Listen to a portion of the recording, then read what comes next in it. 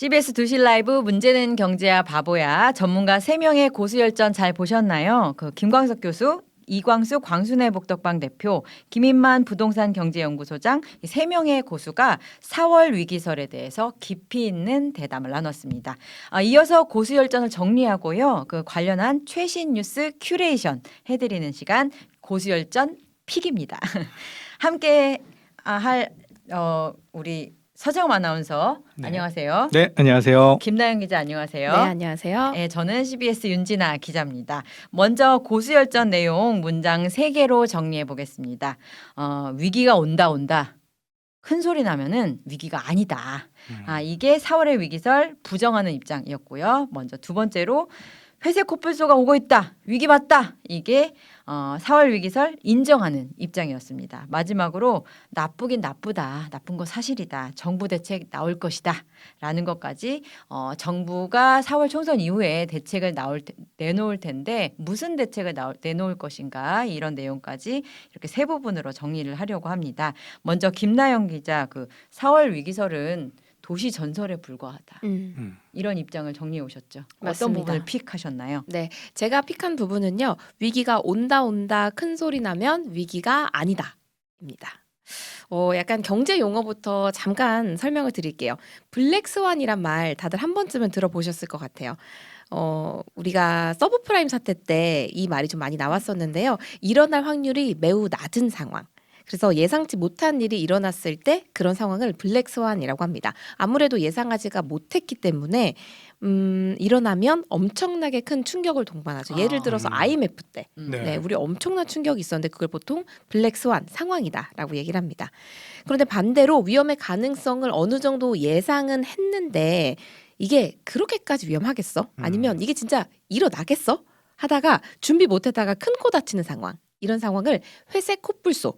오늘 약간 동물농장은 아닌데 동물들이 많이 나오네요. 회색 코뿔소라고 얘기합니다. 근데 김인만 소장의 의견 아까 들으셨겠지만 4월 부동산 위기설이 블랙스완보다는 회색 코뿔소에 가깝다. 이런 입장이었거든요. 다시 한번 확인해 볼게요. 코뿔소가 아니라 블랙스완. 예상치 못하는 상황이 발생했을 때 우리 IMF 외환 위기 우리 상상해냈었나요? 일부 전문가들은 예상했을 수도 있겠습니다만 다수의 국민들, 언론들은 알지 못했습니다. 글로벌 금융위기, 서브프라임 모기지론 그런 걸 알았습니까? 블랙스완이 왔을 때 진짜 위기가 오는 거고요. 회색 코뿔소는 물론 아프겠죠. 코뿔소가 숲을 지나서 다가오게 되면 희생이 있을 수도 있으나 앞서서 제가 물어봤잖아요. 우리 국민들, 수요자들이 느끼기에는 물론 지금 또 많은 건설사들이 굉장히 힘듭니다. 그리고 도산 또 발생하고 있는데 아마 4월 지나고 본격적으로 수술을 하게 되면 조금 더 늘어날 수는 있겠죠. 그걸 줄도산이고 우리 4월 위기설이라는 얘기가 뭡니까? 건설회사 몇 개가 부도난다고 해서 위기설이라는 이름을 저는 붙이면 안 된다고 보여지는 거죠. 그런데 저희가 네, 실제로 4월 부동산 무너질 수 있다는 얘기 지금 우리 다 처음 듣는 얘기는 아니잖아요. 그렇죠. 너무 오래 들었어요. 그렇죠. 이제 진짜 아예 완전 생각지도 못했던 그런 얘기는 아니니까 네. 위험하다는 거 어느 정도 우리가 인지하고 있었고 특히 요즘에 태형건설이 이제 빵 터지면서 이런 위기설에 가속이 붙은 게 사실입니다. 제가 너무 오래 들었다고 느끼는 거는 2022년에도 레고랜드 사태 일어나가지고 강원도부터 정치권까지 쫙 맞아요. 퍼졌잖아요.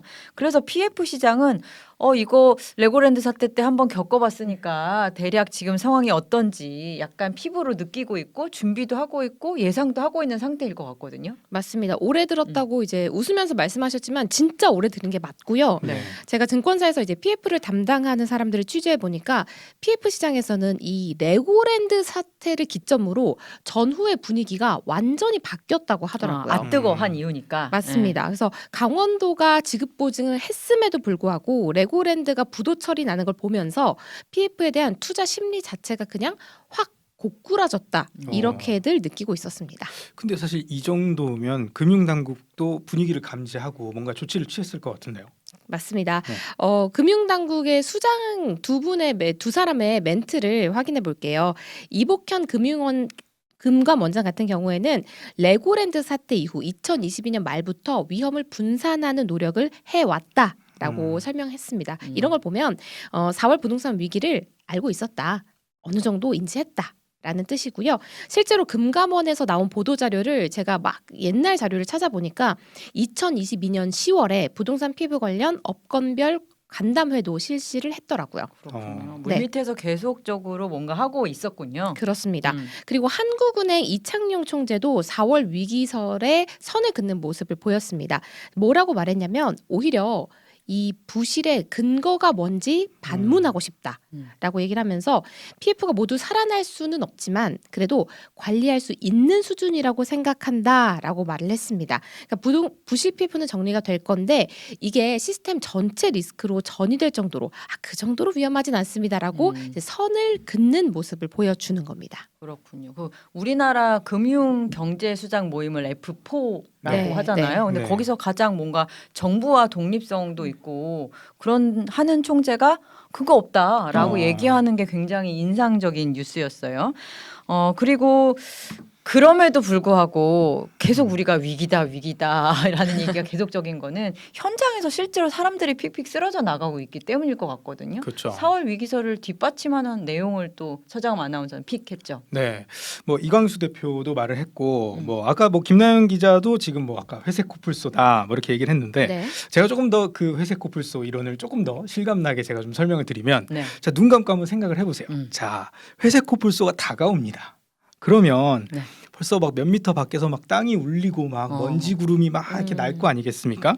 근데 사실은 우리가 이걸 몰라서 위험한 게 아니라 뭔가 어떻게 해야 될지 모르겠어요. 그 위압감 때문에. 그래서 사실 위험할 수도 있는 거거든요. 그래서 아마 이광수 대표도 이런 것들을 좀 지적을 하신 것 같아요. 이런 위기라는 게 꼭 뭐 무슨 뭐 IMF급 뭐 이런 게 아니라 이거 사실 지금 우리가 좀 막기 어려울 수 있다. 뭐 이 정도로만 해도 이거는 큰 위기다. 이런 이야기를 좀 했습니다.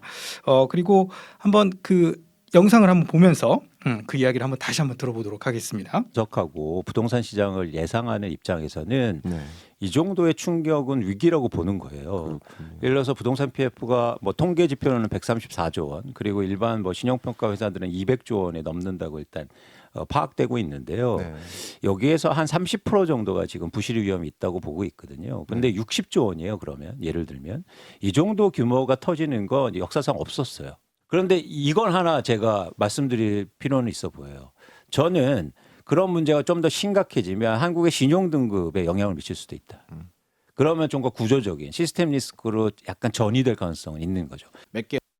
네, 지금 이광수 대표의 말을 지금 짧게 들었는데 이 짧은 말 속에 벌써 막 뭐 몇백조 원, 뭐 134조 원, 200조 원 하는 이런 어마어마한 액수가 나왔었잖아요.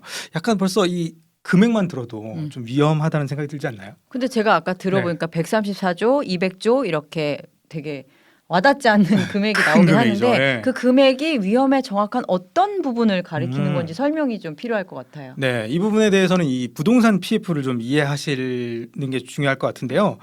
부동산 PF를요, 제가 좀 쉽게 설명을 드리면 대출로 큰 레버리지를 일으켜서 사업을 한다고 생각하시면 편합니다. 그러니까 자기 돈이 많아서 그냥 자기 돈으로 사업을 하는 사람들은요, 그냥 사업이 잘 안 됐어요. 그러면 그냥 망하고 끝이에요. 그러고 그냥 내가 내 돈을 조금 잃었네 하고 끝이지만 이 다른 사람들의 돈을 빌려가지고 사업을 일으킨 사람은요, 내가 망해서 지금 돈도 없는데 딱 청산하고 보니까 내가 갚아야 된 돈도 되게 많고 이걸 또 이자까지 줘야 되는 이런 상황인 거죠. 근데 이렇게 해서 이제 은행이랑 우리 금융권에서 못 받은 돈이 받아야 될 돈이 134조 원이라는 얘기입니다. 그러니까 지금 이 잘 안 되고 있는 건설사들이 갚아야 할 돈이 134조 원이니 사업도 안 되는데. 네, 여기서 그냥 몇 %만 좀 해도 아까 60조 원 얘기 나왔죠. 그만큼 지금 굉장히 위험한 상황이라는 거예요. 네. 그래서 제가 한번 표를 한번 준비를 해봤는데요. 한번 표를 보시면 더 확실히 와닿습니다. 지금 보시면 이 그 갚아야 될 돈이 지금 134조 원까지 지금 증가를 했죠. 그리고 위에 연체율이라고 있어요. 네. 연체율이 지금 못 갚고 있는 그 연체율도 점점 늘어나고 있어요. 늘어날 뿐더러 네. 기울기도 가팔라지네요. 네, 기울기도 굉장히 가팔라지고 있죠. 굉장히 위험한데 잘 보셔야 될 게 2023년 9월 말이에요. 그러니까 지금은 지금 더 2024년 네. 3월이잖아요. 그렇죠. 그러니까 점점 더 지금 더 심각해지고 있는 상황이어서 아직 측정이 안 됐다라고 보실 수도 있고요. 저는 서정함 아나운서가 네. 방송 준비를 안 해서 음. 9월 말 자료를 가져온 건가 아, 싶었는데 아직 그게 아니고 발표가 안 돼서 그런 거고 저기 저기 발표가 안 됐더라. 네, 저기 제일 최신이에요. 최신 자료더라고요. 네, 최신인데 그때 어. 134조 원이었고 계속 오르고 있기 때문에 더 오를 수도 있는 거고 지금 밑에 보시면 자료 금융위원회라고 돼 있거든요. 네. 그러니까 금융위원회에서 지금 이걸 조사를 한 거예요. 그러면 이 금융위원회에 잡히고 있는 그런 금융권들만 음흠. 조사가 된 거예요. 아. 그러니까 실제로 여기에 잡히지 않는 사각지대라고 하죠. 감독원은 그런 밖에 것들도 있고. 네, 그렇죠. 네. 금융감독원이 지금 조사를 하지 못한 것도 있다라고 음. 해서 그 사람들이 그런 것들까지 조금 예상을 해보면 벌써 200조 넘었다. 아. 이런 얘기들도 있습니다. 지금 통계적으로는 134조인데 네. 실제로 그런 부분까지 감안하면 200조가 훌쩍 넘을 넘을 것이다. 것이다라고 오케이, 예상을 다 하고 있어요. 알겠습니다. 아, 근데 우리가 뭐 음. 134조, 200조 얘기하면서 이 금액이 진짜 어마어마하잖아요. 그렇죠. 작은 돈이면은 갚고 끝내겠는데 이게 진짜 못 갚을 것 같으면은 네, 뭐 그냥 소위 말해서 뭐 배째라 그렇죠. 이렇게 하는 곳들도 많을 것 같은데 시장 상황은 좀 어때요? 뭐 배째라라는 건 아니겠지만 정말 못 갚겠습니다라고 음. 얘기하시는 분들이 되게 많았던 것 같아요. 굉장히 네. 많습니다. 근데 이게 조금 몸집이 큰 그런 대형 건설사들은요, 그래도 조금은 버티고 있어요. 그렇죠. 근데 이제 몸집이 작은 중소 건설사들부터 시작해서 좀 이제 중견 건설사들까지 이렇게 쭉쭉 차례로 이렇게 위기들이 올라오고 있는 것 같아요. 네. 그래서 벌써 좀 무너진 곳들이 몇 곳이 있는데요. 지난달에만 법정 관리를 신청한 건설사가 총 7곳이 있었다고 합니다. 네. 이 중에 그 시공 능력 평가 순위가 105위인 새천년 종합건설.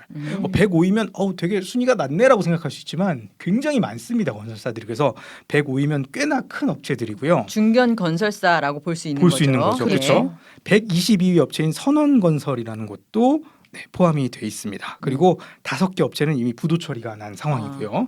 우리는 아까 말한 그 대출 잔액 그 표로 본 그거를 네. 갚을 수 없다. 갚을 수 없다. 음. 네, 그랬던 곳이 이제 5곳이나 있었고요. 그다음에 올해 1월부터 3월까지 폐업 신고를 한 건설사가 835곳이나 음. 있었다고 합니다. 이게 10년 동안 어. 최대치. 그 회색 어. 코뿔소라고 보더라도 네. 엄청 덩치가 크고 그럼요. 엄청난 흙먼지를 몰고 다니는 그럼요. 때로 몰려오고 있네요. 네. 그러네요. 알고도 못 막는 쿵쿵쿵 하면서. 그런 그렇네. 코뿔소가 아니었나 네. 싶습니다.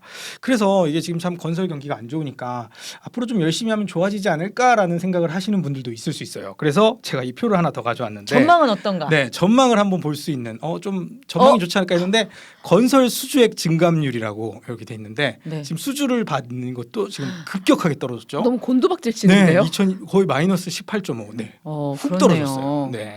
우리 레고랜드 사태 터졌던 22년도 10%인데 네. 2023년 작년에는 마이너스고 되고 네. 올해도 나아진 지금 체감이 안 되니까 그렇죠. 저 추세는 계속되고 있다라고 이해하면 되는 거죠. 그렇죠. 지금 더 잘해도 모자랄 판에 네네. 건설 수주도 지금 잘 안 되고 있는 조금- 수주 자체 안 나설 수도 있을 것 같아요. 그렇죠. 네. 그러기도 하죠. 네. 또 몸을 사리는 것 같기도 하고 어쨌든 조금 더 잘 될 수 있는 가능성들이 조금 어려운 그런 좀 암울한 상황이라고 생각이 됩니다. 이게 4월 위기설이라고 불리는 게 네. 단순히 이제 건설사 수준에서 머무는 이야기가 아니기 때문에 우리가 거기에 거창하게 4월 위기설이라고 그렇죠. 붙이는 걸 것 그렇죠. 같아요. 네. 왜냐하면 이제 아까 또 말씀하셨지만 빌려주고 음, 빌려준 금융사들 어쩔 거야. 그렇죠. 그렇죠. 그래서 맞아요. 거기서 시스템 리스크 전이 이런 얘기가 나오는 것 같은데, 네. 그렇죠. 그렇게 이해하면 되는 거죠. 네, 이게 사실은 쉽게 생각하면 경제는 다 연결이 돼 있어서 유기체죠, 도미노 유기체. 같은 거라고 생각하시면 됩니다. 하나가 무너지면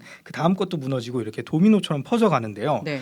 아까 뭐 대출을 받아서 사업을 진행한다고 했으니까 돈을 빌려준 사람들이 있을 거 아닙니까? 이게 대표적으로 이제 금융권들인데 금융권도 이제 원래 벌어야 될 돈들 그리고 그 다음에 내가 받아야 될 돈을 못 받게 되니까 네. 굉장히 정상 영업이 굉장히 힘들어집니다. 이미 전이는 시작된 건가? 네, 시작된 거라고 볼 수도 있고 네. 그리고 이 지금 최근 부동산 PF 때문에 이 중소형 증권사들의 등급이 신용 등급이 네. 하향 조정되는 사례들이 굉장히 많았습니다. 제가 한번 뉴스에서 이렇게 조사를 해봤는데 한국기업평가라고 이제 신용평가를 하는 곳에서 다올투자증권의 기업 신용 등급을 안정적에서 이제 부정적으로 낮췄고요.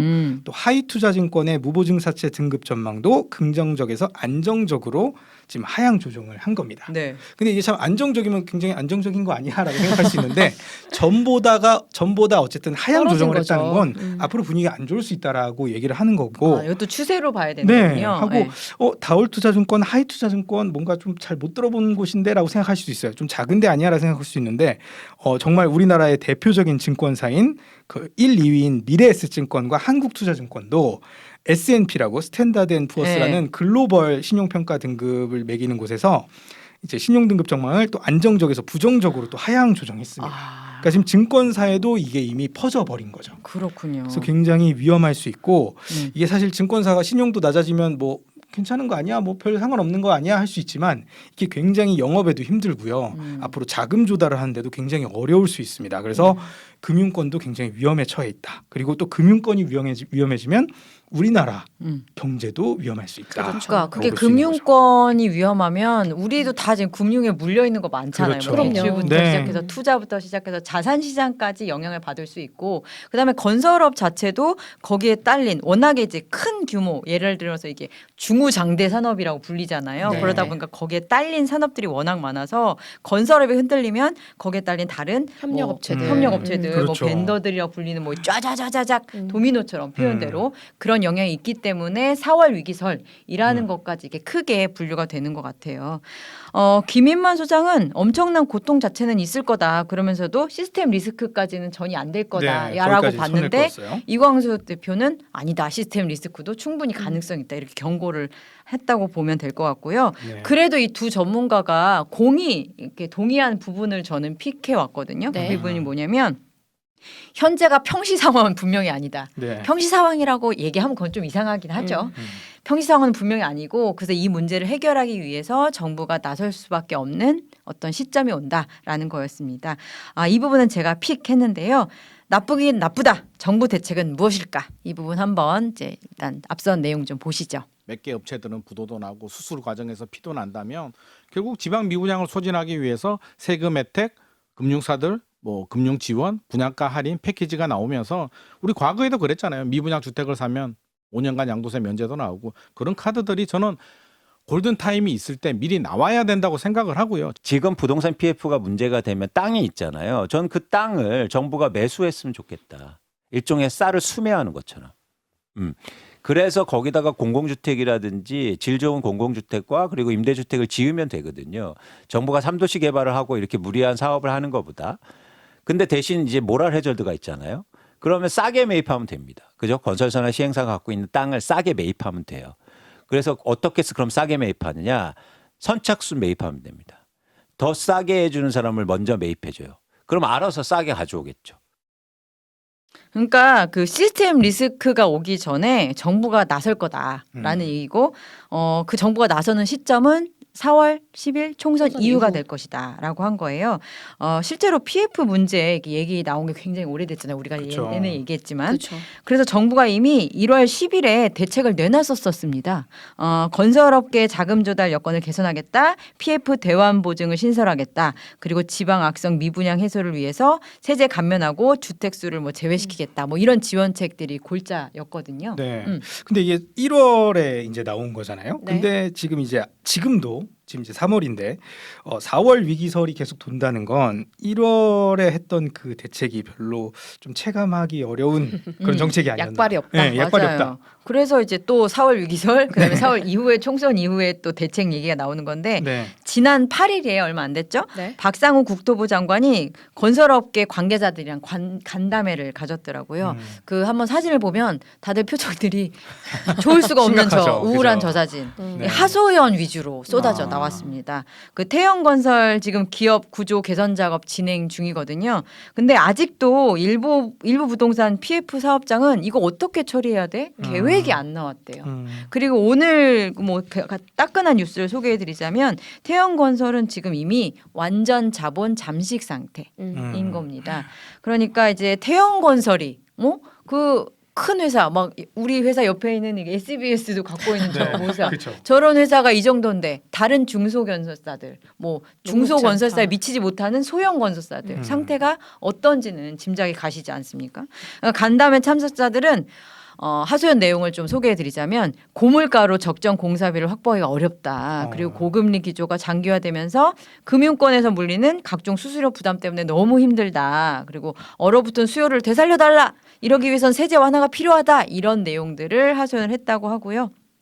잘 전달된 것 같기는 해요. 아까 음. 김인만 소장이 방송에서 얘기한 것처럼 그 1월에 나온 대책 외에도 뭔가 세제 지원 패키지 같은 게 골든타임 내에 추가로 필요하다 이런 얘기를 했잖아요. 맞아요. 근데 그 내용이 당사자의 입을 통해서 이제 하소연으로 간담회 때 나온 거죠. 나온 거네요. 근데 네. 1월 대책이 진짜 부족했던 건지 아니면 업계에서는 아 이거 좀 실감이 안 난다 이런 반응이었을 것 같아요. 그래서 계속 4월 위기설 계속 얘기하지만 그러니까요. 4월 위기설 총선 이후의 대책 이런 식으로 계속 얘기가 도는 건데요. 네. 1월에 나온 대책 그게 무려 77개 후속 아, 대책이 필요했습니다. 바쁘겠어요. 그러니까 나름 엄청 센 패키지를 냈었던 거예요. 그런 나름 거죠. 정부도 의지를 가지고 여기서 국토부는 즉시 수행할 수 있는 과제 40여 개는 완료했다 이렇게 설명을 했습니다.